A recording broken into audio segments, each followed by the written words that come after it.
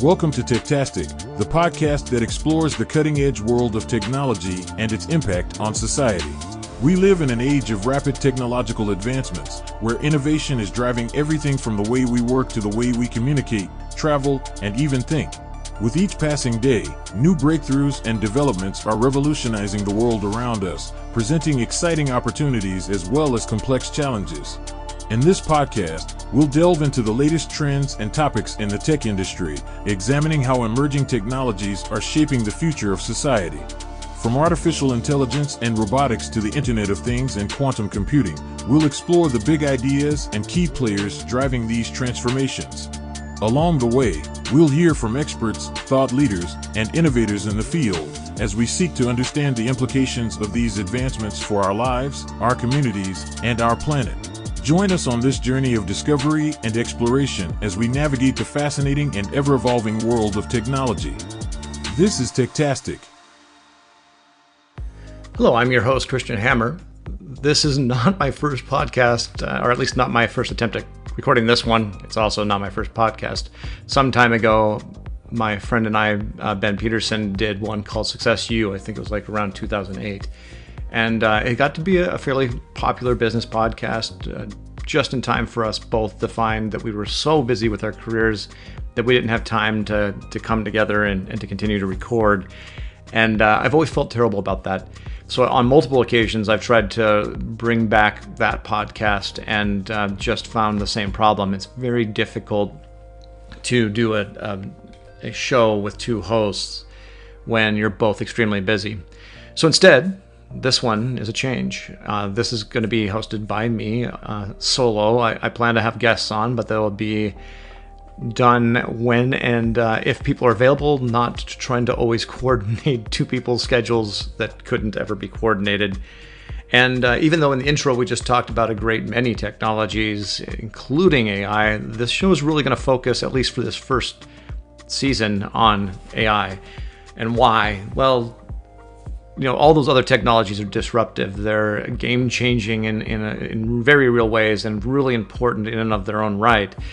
But in my career at least, there have been three major changes that were fundamental to culture, civilization, and business, not just into the technology space. The World Wide Web. Now, the internet existed since the 60s, but the World Wide Web didn't really come into being until 1992-ish. 94 is when most people think of it starting, with the introduction of the first web browser, which was Mosaic. And that had a profound impact on everything. Some of the largest companies of the day ceased to exist just a few years later because the amount of innovation and change and disruption that was coming into their space, they just weren't able to keep up with. And it has had a profound impact on almost all aspects of society. The second in my lifetime has been the introduction of the iPhone in particular.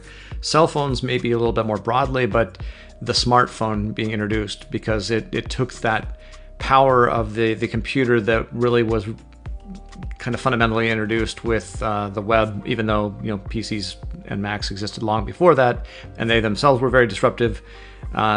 They predate me a little bit in their introduction to the world, but it was the introduction of the smartphone that really brought that power with you everywhere you go and changed everything. And it's in that same line that I think that the modern version of AI is changing everything again. But I put this one above those. I actually think that this is fundamentally more challenging to society and business and everything that we've dealt with before. I put this on the order of magnitude of like the Industrial Revolution and how that changed society. And so because of that, I've decided, since that first intro was recorded for a podcast that I did only 4 months ago, I've decided to focus in on just AI. Now, maybe it's a little bit too narrow of a focus, but that's my call. And if you would like to be part of this conversation, I'm excited to have guests on. Now, the only requirement is that you're involved in the space in somehow. You're either involved in a startup in the space or a technology provider in space. Maybe you're working on open source projects. Maybe you're a student researching it. I'm actually not going to be terribly resistant to whatever bring to the table into the conversation, but I do want you to be involved, not just an armchair quarterback expressing your concerns. And there are real concerns. One of the reasons that I founded Vala Ethical AI is that when these first diffusion models like DALL-E came into the world, I was going through a transition in my career. I was in the middle of transferring the former company into its parent organization and effectively shutting down our operations and figuring out what I wanted to do next. And I've been a lifelong artist. I've been painting since I was a little kid, and actually I have a degree that goes to bear that out. But I decided to re-embrace that and to take a kind of a step away from my technology executive leadership world and focus on what brought joy to me. And I got offered a couple chances to do some art shows, and I did one and had a great job selling it out, and that was very exciting and all that. But at the same time, like, these generative models came in, and personally, I took it pretty hard. It was attacking the things that I thought of as wholly human and saying, no, those things can be done by a machine. In the form of visual artwork, in the form of content creation, like writing and music, that's been demonstrated as well. And when the one thing that I've preached for some time that was wholly unassailable was that creative soul was all of a sudden being taken on by technology, I will say that I descended into a pit of despair. Maybe that's a little bit too much, but I definitely had a negative set of thoughts that went along with it. And it was in that mindset that, like with everything else that's come to pass, I said, okay, well, hold on. This is a technology. This is something within our grasp. Humans have created it, therefore we have control over it. And how can we direct it towards use that benefits us and not harms us? And if I take that view and I say, okay, from the perspective of a creative, of somebody that generates or tries to generate beauty and bring it into the world, how might this technology empower us? And it was pretty obvious, honestly. Just like the camera meant that people that were creating illustrations for print and think of the newspaper, no longer having a sketch artist or an engraver doing all the work. It allowed people without that deep technical knowledge, because most creative pursuits are inspiration and technical knowledge kind of combined. It allowed people to use a technology to take that inspiration and apply it in a creative form. And how was this any different? In fact, I think this opens the doors to everybody to creative expression. That doesn't mean that there aren't ethical concerns and consent issues with the way the models are created and how the technology is used. And it is going to displace a certain amount of roles for people that are already known as starving artists. I mean, you're taking the commercial aspect away and saying that your ability to make a living off of it is diminished. So that's why I created Vala Ethical AI, was to address those concerns and to build technology that was empowering and creating value to the people that have developed those skills and that have been making a living off it, and to enable them to continue to do so in a way that was consensual and ethical. So that's why I created the company that I've started. But I'm not going to spend the time on this podcast talking about that. That's just how I decided to attack the problem and to take the opportunity that was presented by these new technologies. What's interesting to me is like the pendulum swing that happens if you look at this whole world of disruption in technology and innovation from the lens of an investor.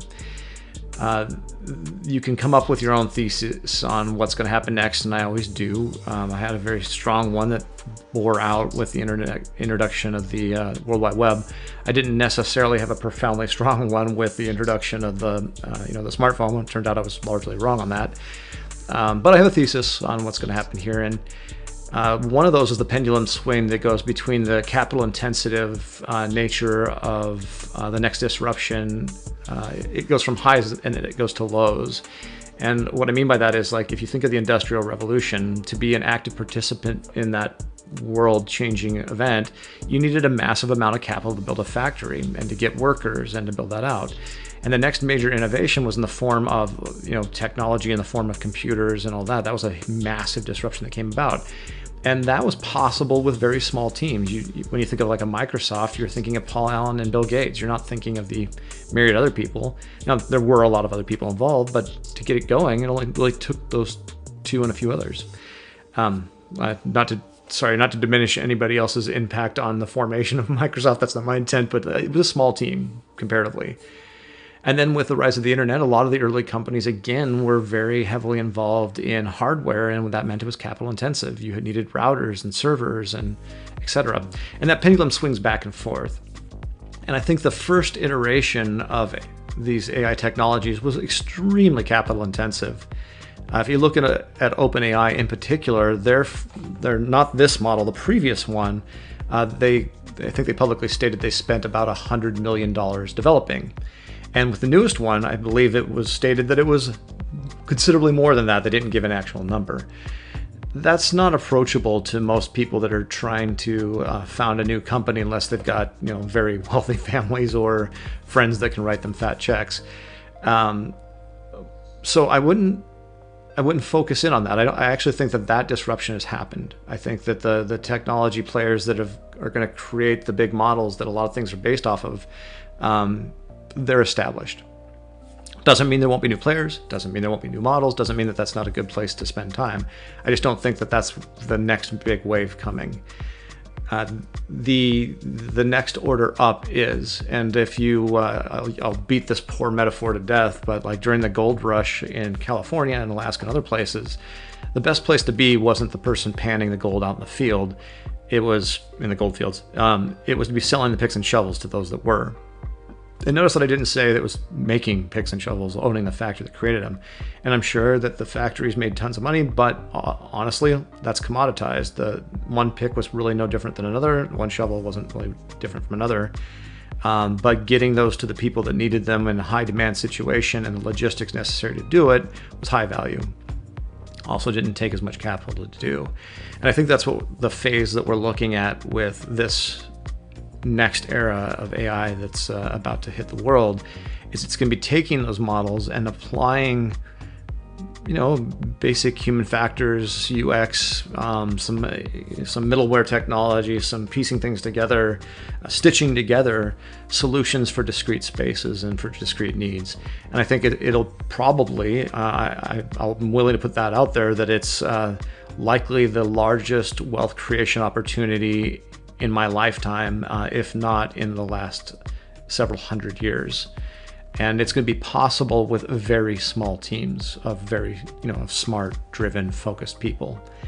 And I've started my own company in this space. I've got something that I'm challenging the world with, and I'm going to bring it out.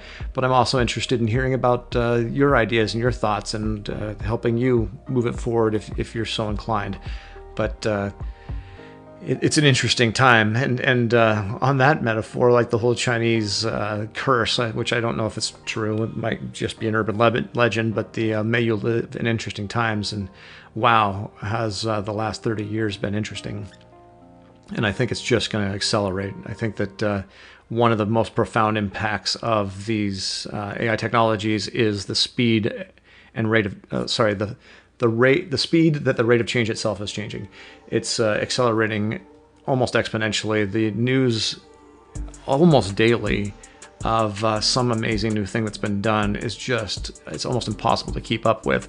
So part of my commitment to you is to, first, I'm going to do this daily. I'm committed to doing it. It's not that much of a time commitment for me. I'm going to be here daily.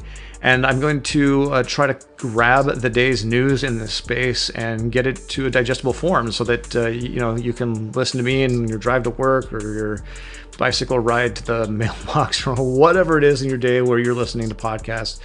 I'm going to do my best to try to get all that into one place. Another thing I'm going to spend some time on, because I'm heavily in the space myself, is playing with some of the emerging tools, and maybe I'll put some videos together. That's a possibility. I'll definitely put demonstration projects out there as I do them myself to show you what you can do and how quickly you can do it. It's just a small team over here. There are things that we are building all the time just to make our lives easier that maybe that can help you as well. And if it's something that we I will be putting out in the world and sharing with you as well.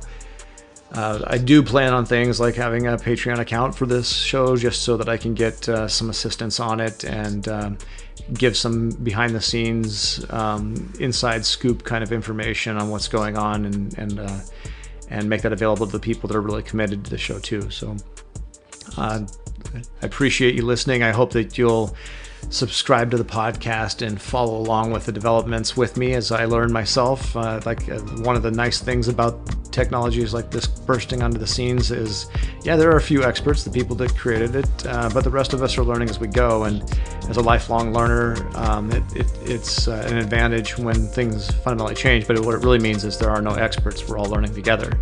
So come along on this journey of learning with me, and I hope to see you next time at the next Techtastic podcast. Thank you.